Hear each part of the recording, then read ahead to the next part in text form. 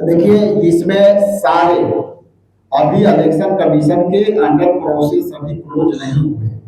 Close होते ही एक एक वोटर के साथ मेरे इलाके में भी पौथू गांव में 1700 वोटर बढ़ गए हैं। पहले मात्र 600 थे और आज 1700 हो गए। आखिर वो कौन लोग हैं? तो इसलिए हम लोग इधर जैसी क्लोज होगा इस सब बूथ पर हम लोग जो है रिसर्च करेंगे और निकालेंगे और पर्दाफाश करेंगे। आप लोग के बाद आप जो भी क्वेश्चन करते हैं आयोग से, आयोग उसमें कोई जवाब आपको दे नहीं रहा है, उसकी सिर्फ एक लाइन की हेडलाइन आती है मिसलीडिंग।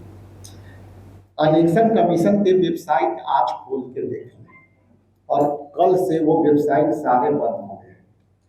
हम केवल विपक्ष के नाते अपनी बात आपके माध्यम से हम लोगों तक पहुंचा रहे हैं।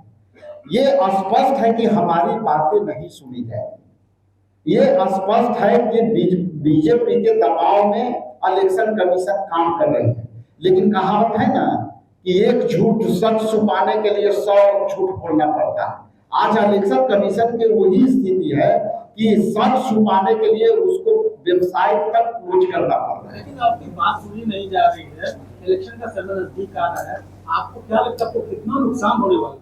देखिए, इस जहां तक आपने कहा कि सुनी नहीं जा रही है, केवल प्रिंट और इलेक्ट्रॉनिक्स मीडिया ही हमारी बात सुन रहे हैं कि यहाँ तक आ रहे हैं। बाकी किसी से, सरकार से या एजेंसी से हमारी अपेक्षा नहीं है। लेकिन हमारा जो विपक्ष में हम बैठे हैं, हमारा दायित्व है कि लोगों तक सच्चाई को पहुंचाएं।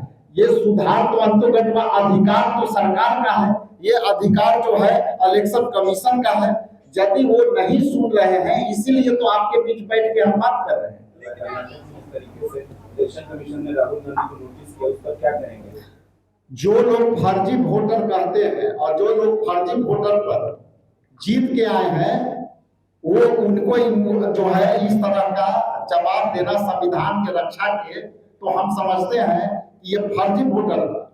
कल भी सवाल आए थे हमारे समक्ष कि लोग कह रहे हैं कि यहाँ पे फर्जी वोटर लोग वोट दिए हैं, तो ये संविधान पर हमला इलेक्शन कमीशन यदि कर रहा है तो संविधान बताने के अधिकार केवल विपक्ष का नहीं है, ये सरकार का है। और इसलिए सरकार में बैठे लोग, संलिप्त लोग ये षड्यंत्र कर रहे हैं, उसमें चिराग पासवान ने कहा था कि आरक्षण खत्म हो जाएगा, संविधान खतरे में है, और हुआ कुछ नहीं। इस बार एसआईआर को लेकर भी जो है विपक्ष भ्रम फैला रहा है। यदि वोट चोरी नहीं होती तो संविधान बचाने की लड़ाई जनता लड़ी। और आज भी केंद्र में बैठी सरकार अल्पमत में, और जिसमें एक बैसाखी बिहार से लगी हुई है और दूसरा बैसाखी चंद्रबाबू लगाए हुए हैं।